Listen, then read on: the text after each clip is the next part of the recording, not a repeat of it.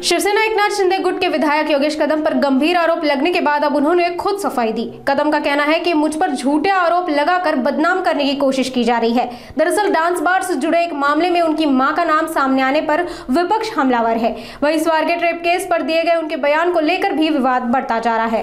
जे काही म्हणजे विधिमंडळाचे नियम पायदळी तुडवून त्यांनी जे काही तिथे स्टेटमेंट्स केल्या, जे काही माझ्यावरती आरोप केले, त्याचं जे काही खंडन करायचं आहे, त्याच्यावरती माझी जी काही बाजू आहे ती मी अगोदर मांडलेली आहे। माननीय मुख्यमंत्री महोदयांची आज भेट त्यांनी घेतलेली आहे। राज्यपाल महोदयांकडे काही दिवसांपूर्वी ते गेले होते। कदाचित काही दिवसांनी ते माननीय राष्ट्रपती महोदयांकडे देखील जातील।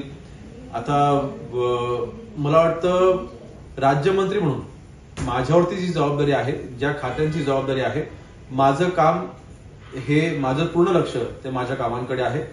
हे काय करतायत, हे कोणाला जाऊन भेटतायत, ह्याकडे माझं बिलकुल लक्ष नाही। अशा गोष्टीने माझं मी लक्ष विचलित करणार नाही। माझ्यावरती जी जबाबदारी आहे ती जबाबदारी पार पाडत राहील।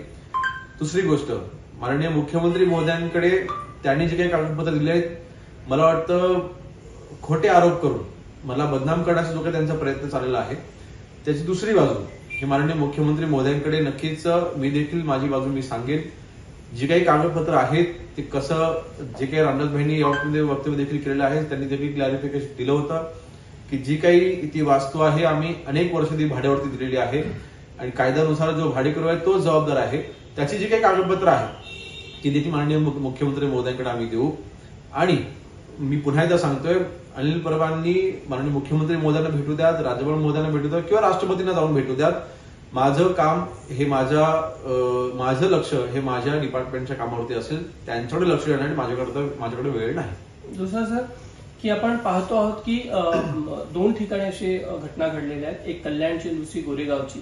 तिथे मनसेचे कार्यकर्ते जातात आणि कायदा हातात घेतात, मारहाण असणे किंवा टार्गेट करणं कुणाला, इन्सिडेंट तुमच्याकडे पोहोचले असते? नाही, मला वाटतं अशा पद्धतीने फक्त राजकारण करण्यासाठी जर का मारहाण होत असेल तर ती अजिबात सहन केली जाणार नाही। कायदेशीर कारवाई ही त्यांच्यावरती केली जाईल। जर का कोणी मराठीचा अपमान करत असेल तर आपण संबंधित पोलीस यंत्रणेकडे आपण जावं, पोलीस विभागाकडे आपण तक्रार करावी, पोलीस स्टेशनमध्ये आपण जाऊन तक्रार करावी, त्याच्यावर आम्ही कायदेशीर कारवाई करू। कायदा कोणी हातात घ्यायची गरज नाही।